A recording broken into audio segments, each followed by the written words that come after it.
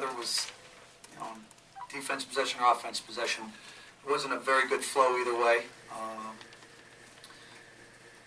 A lot of the game, I didn't recognize the team that was out on the floor, to be honest with you. We just made some of the mistakes we made the first week of practice. And offensively, I thought we held the ball too long. Just tried to make too quick of a play. They were the more disciplined team on offense. And defensively, there was some of the bad decisions on defense. Just whether it was overhelp, undisciplined. So it's a very poor performance. Whether it's, a hangover from a great victory on Wednesday night, or Seton Hall just coming in with more discipline and determination than Rutgers, not sure. Mike, did you sense coming in that there might be an intensity issue? I had no idea. Again, you finally get people to say nice things about you. And this is how you respond. And so, very disappointing as far as that goes. Built a little bit of momentum, and just didn't have any fight. Didn't have much fight at all. Mike, what did you think of Austin's performance, and did you consider playing him down the stretch? Austin Carroll? Yeah. Yeah, I wanted to.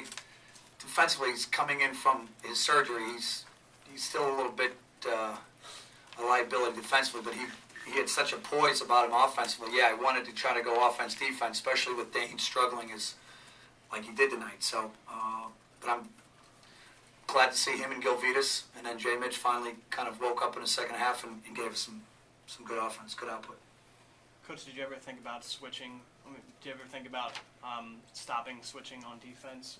Yeah, well, the last two possessions we weren't supposed to switch, to be honest with you. It was supposed to be a hard hedge and fight over.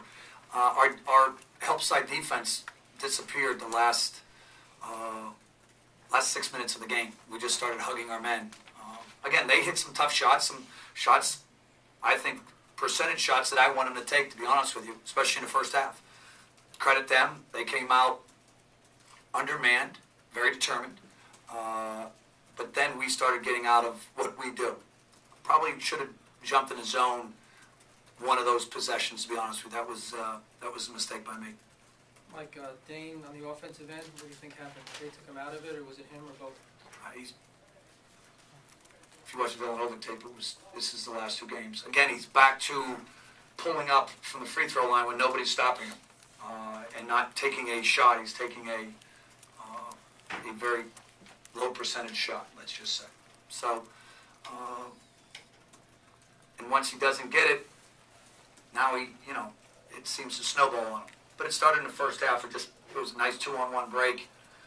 Instead of going to the rim and dunking, he kind of moved the ball and missed a layup, and they came down. That was kind of what happened all night. We have a great break opportunity, didn't finish, and they came down and finished it. Coach, where do you regroup from? How do you regroup from here? You have a week off. What are you going to tell the team? What's going to work on the practice week? Go back to the fundamentals. Go back to doing what we do. All of a sudden, these last two games, we've become a poor defensive team. I'm not sure why. Whether it's, lack of aggressiveness, guys getting tired, I'm not real sure, but we'll figure it out.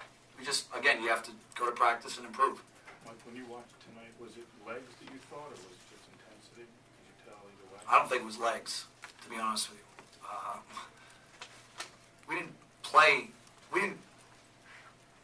I always say stick to the formula, do what we do, and we didn't tonight. Guys, first time they touch the ball, drop their head and try to make an assist or try to make a shot. That's not what we do. We're more of a disciplined team, and it never seemed to, it always seemed that the ball was sticking in our hands tonight. When was the last time it stuck in our hands? And so, whether it was Mike Poole or Dane or Mike Coburn or one of the other guys, it wasn't a very good flow tonight. Coach, how important was it to have Jay Mitch to keep you guys in the game down the stretch? Very important in the second half. I mean, him and Gilvitas and with JB's penetration and Austin Carroll a little bit. But you can't have two scores in the Big East. You can't score 61 61 points. Jay Mitch hit the three. You can't score 61 points and expect to win in the Big East. We were so sloppy. We were so undisciplined on offense that, it's not a surprise. They did some things well that bothered us, but you can't score 61 points and be that upset about losing. Two more questions? Like with Theodore, how much did he get upset? What did you guys try to do defensively? He was very good. Again, for some reason, we had great help when we played him the first time. Time and time again, our guards literally just put their hands on the ball screen and just stopped.